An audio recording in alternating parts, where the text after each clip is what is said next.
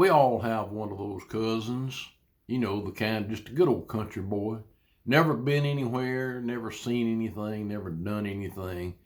That was Peter for me, Peter Bohannon, but we called him Booger. When he was a little boy, we nicknamed him, started calling him Booger.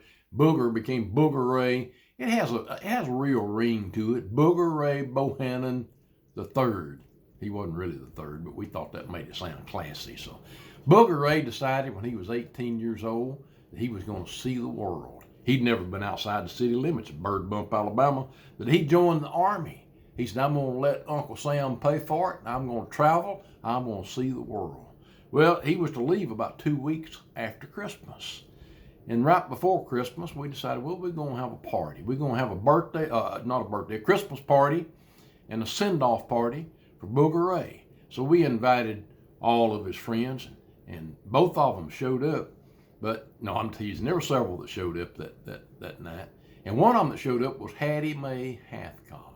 Now, Hattie Mae Hathcock was a looker, and she was Booger Ray's girl. She didn't know that, but Booger Ray did.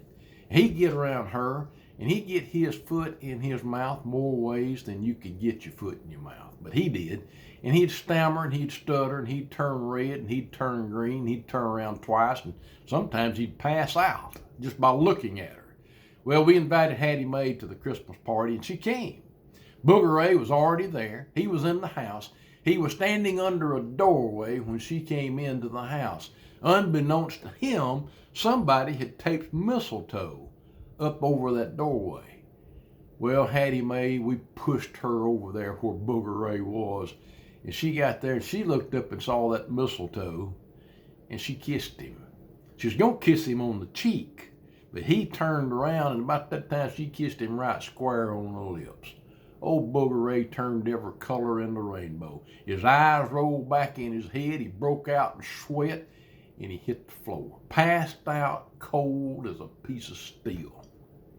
Well, we threw water in his face. He came to. And I said, Booger Ray, what in the world, man, happened to you? He said, I don't know what happened, what came over me. He's still laying in the floor, laying right under that mistletoe, looking up at it. He looked up there at that mistletoe and he says, I guess I must be allergic to mistletoe. So here's one I wrote for my cousin, Booger Ray, Peter Bohannon.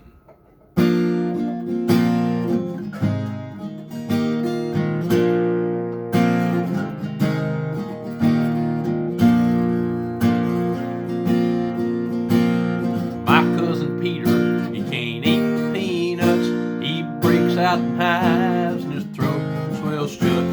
My sister Sue, she can't stomach shrimp. Her face gets all flush. She blows up like a blimp. I didn't think he had allergies, but that night he sure enough got weak in the knees. He must be allergic to mistletoe.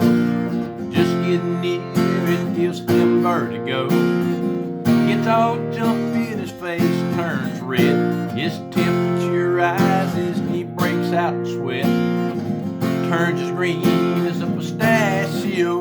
He must be allergic to mistletoe.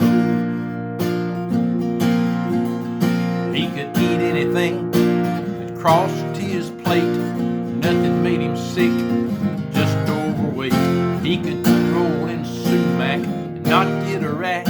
Eat a bowl of butter beans, not even get gas.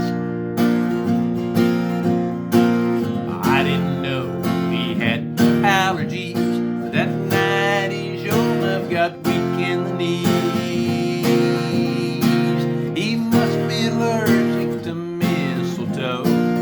Just getting near it gives him vertigo. Gets all jumpy and his face turns red.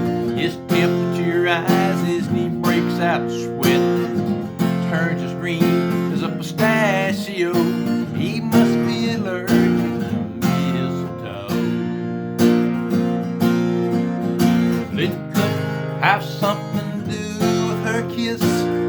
If it does, he'll get used to this.